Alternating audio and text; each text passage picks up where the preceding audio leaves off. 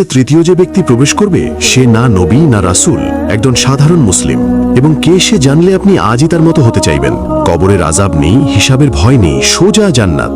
কে এই ভাগ্যবান? শেষ পর্যন্ত দেখুন। আসসালামু আলাইকুম ওয়া রাহমাতুল্লাহ। আজ বলবো জান্নাতে প্রথম যে তিনজন প্রবেশ করবেন এবং তৃতীয় জনের পরিচয় জানলে আপনার জীবন বদলে যাবে। প্রথমে জেনে নিন প্রথম কে। অবশ্যই রাসূল সাল্লাল্লাহু আলাইহি ওয়াসাল্লাম।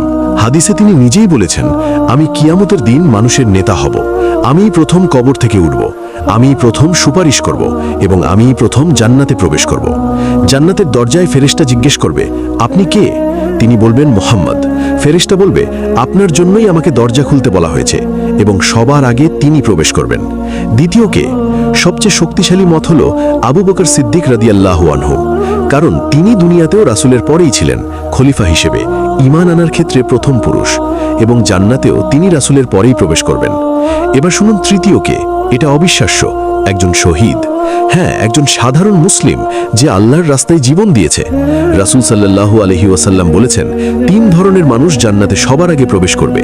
একজন শহীদ, একজন কৃতদাস যে আল্লাহর হক এবং মনিবের হক আদায় করেছে, এবং একজন গরিব মানুষ যার পরিবার আছে কিন্তু সে নিজেকে হারাম থেকে দূরে রেখেছে। দেখুন, তিন ধরনের সাধারণ মানুষ। এবং শহীদের মর্যাদা শুনলে অবাক হবেন। হাদিসের শহীদের 6টি বিশেষত্ব বলা হয়েছে। এক, প্রথম রক্তবিন্দু পড়ার সাথে সাথে সব গুনাহ মাফ হয়ে যায়, তাকে সাথে সাথে জান্নাতে তার স্থান দেখানো হয়। কবরের আযাব থেকে রক্ষা পায়, কিয়ামতের বড় ভয় থেকে নিরাপদ থাকবে, মাথায় সম্মানের মুকুট পরানো হবে, 72 জন হুরের সাথে বিয়ে হবে, এবং সবচেয়ে অবিশ্বাস্য, শহীদ মৃত্যুর কষ্ট অনুভব করে না। হাদিসে এসেছে শুধু টিকটিকির কামড়ের মতো সামান্য অনুভব করে। এজন্যই শহীদ যখন জান্নাতের নিয়ামত দেখবে তখন চিৎকার করে বলবে, হায়, আমার ভাইয়েরা যদি জানতো আল্লাহ আমাকে কি দিয়েছেন।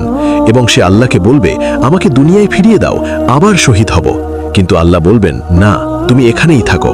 তাহলে র্যাঙ্কিং দাঁড়াচ্ছে, প্রথম স্থান রাসূল সাল্লাল্লাহু আলাইহি ওয়াসাল্লাম, দ্বিতীয় স্থান আবু বকর সিদ্দিক রাদিয়াল্লাহু আনহু, তৃতীয় স্থান একজন শহীদ।